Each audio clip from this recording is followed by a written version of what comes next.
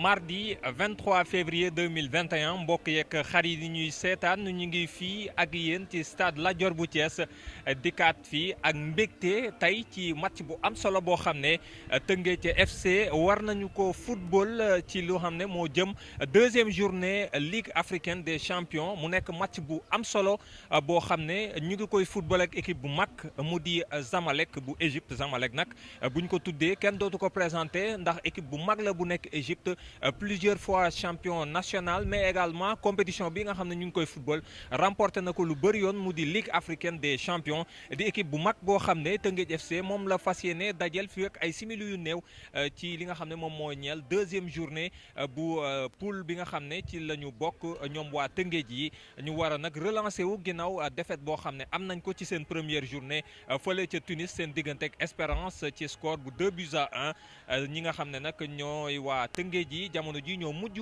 ci classement bi ba tax ñu war a relancer wu ngir daal di mën a am taxawaay ci li nga xam ne moom mooy seen première participation ci Ligue africaine des champions match bu ñëpp di xaar match boo xam ne ñoom waa Teungueth yi li ñu ci nam mooy am victoire waaye du yomb benn yoon ndax adversaire bu redoutable la ñuy dajal muy ay égyptiens yu Zamalek yi nga xam ne ñëpp xam nañ leen ci xarañteef ci seen wàllum football mbokkee xarit yi dañuy ànd ak yéen ci image yi nga xam ne moom moo jëm ci match bi résumé bi but yi espérant que Teungueth dina ci am ndam lu leer nañ dara du leen ci rëcc ci ak réaction yi à la fin du match lépp ci biir 13 TV lay xewee mbokk yi dal leen ak jàmm.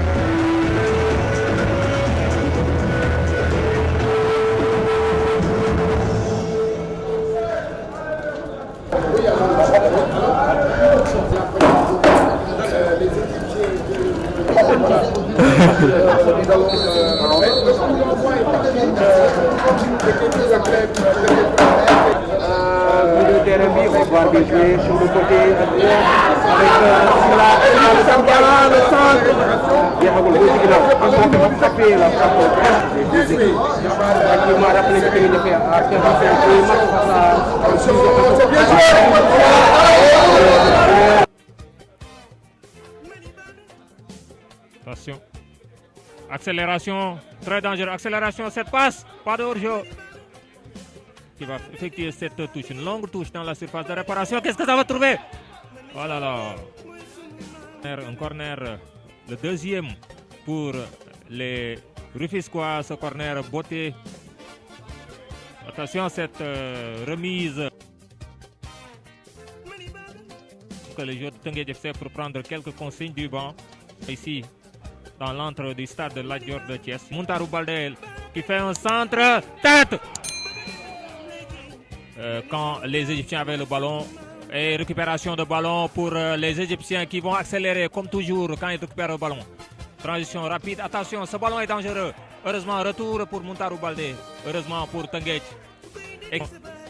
Ça accélère. On joue à une touche de balle. Récupération à nouveau des Égyptiens. Muntarou Baldé qui accélère, qui fait une passe pour Baye Diop. Attention.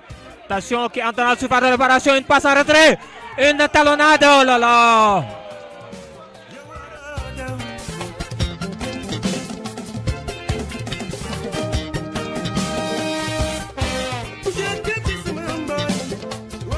Zamalek qui n'arrive pas à trouver des solutions et sur le banc ça discute entre les joueurs, le staff, profiter de leur temps fort du moment.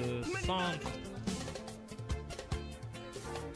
Vigilant côté Teungueth FC, c'est parti pour ce corner dévié de la tête par la défense de Teungueth FC, mais ça reste toujours le ballon dans les pieds de la défense. Une attaque, il va avancer, une frappe, il préfère une passe.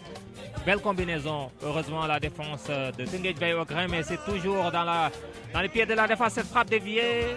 Boire de l'eau, mais également quelques consignes. Une solution, Babacar Sarr qui donne au milieu de terrain une longue passe. Et ce sera pour les Égyptiens. Qu'est-ce qu'il va faire? Il va centrer et non. Il va essayer de trouver un de ses coéquipiers derrière, centre enchaîné, dégagement. Il y a à terre, Mamoud Sek.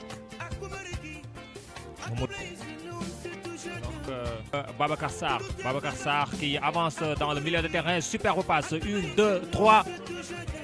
Et heureusement la défense égyptienne est là. Ici au stade Lat Dior de Thiès entre Teungueth FC et le Zamalek d'Égypte, 0-0. Plus de 10 ballons. Mais c'est l'enjeu du match, mais également la qualité des deux équipes. Ballon récupéré par les Bleus et Blancs et on dégage très très loin. Muntaro Baldé pour trouver ce ballon dangereux.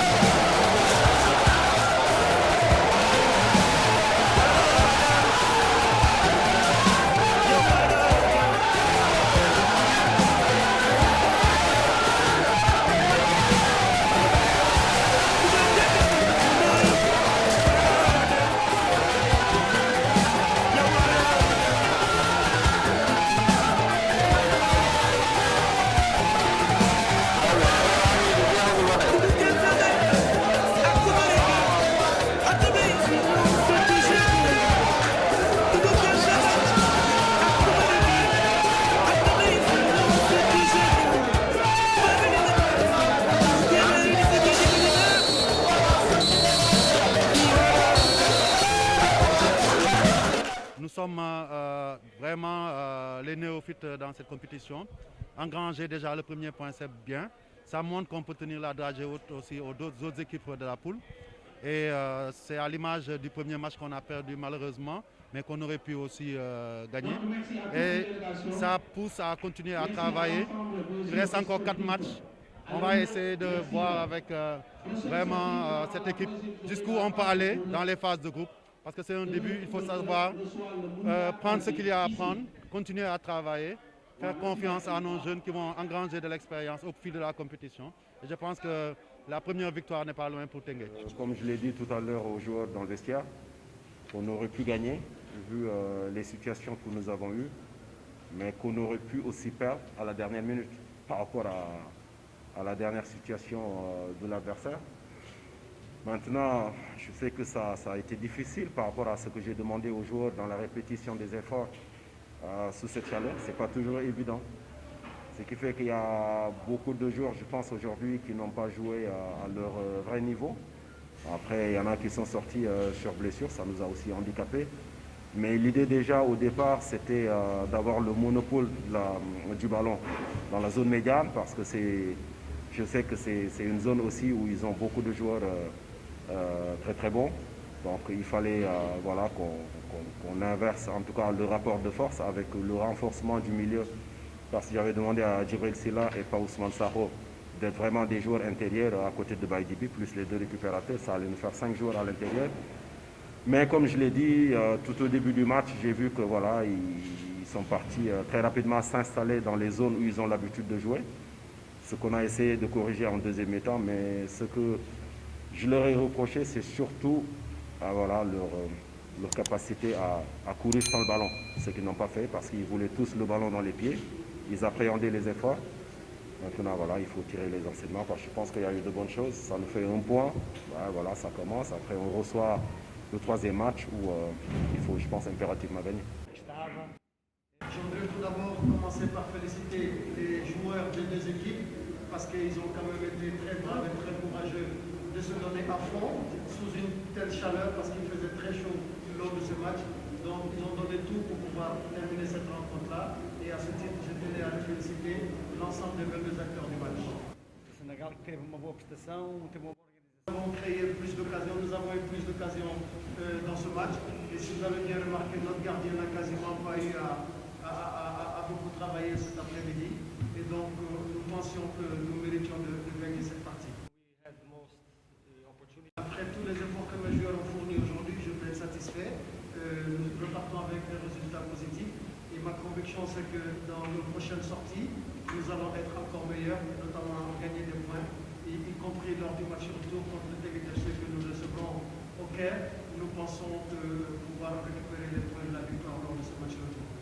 mbokki 13TV yi gis ngeen match bi ni mu mujjee 0-0 diggante Teungueth FC ak Zamalek bu Égypte beaucoup de regrets pour waa Teungueth yi ak match bu am solo boo xam ne def nañ ko surtout deuxième période bi ndax première période bi quand même c'était un peu compliqué pour ñoom ak ni nga xam ne sonnoon nañ ko surtout également avec la chaleur mais gis nañ deuxième période bi beneen Teungueth FC boo xam ne daanaka match deuxième mi-temps bi période bi yëpp daf ko dominer de bout en bout même si égyptiens yi quand même à la dernière minute du jeu am nañ occasion bu daanaka bu compliqué boo xam ne xaw tout rek ñu daal di dugal mais heureusement pour waa Teungueth encaissé wuñu ba tax ñu empoché seen premier point ci seen histoire bu Ligue africaine des champions mu ngoog mbokkee xarit yi lii mooy li ñu leen indiloon tey ci match bu Teungueth FC bi ak Zamalek bu Égypte 0-0 ñu leen di wax ngeen wéy di suivre suñuy programme di leen dig dajee ci yeneen match yi nga xam ne moom moo des di ñëw fii ci Sénégal ci suñu ñaari équipe mais également championnat bi bu leen ko fàtte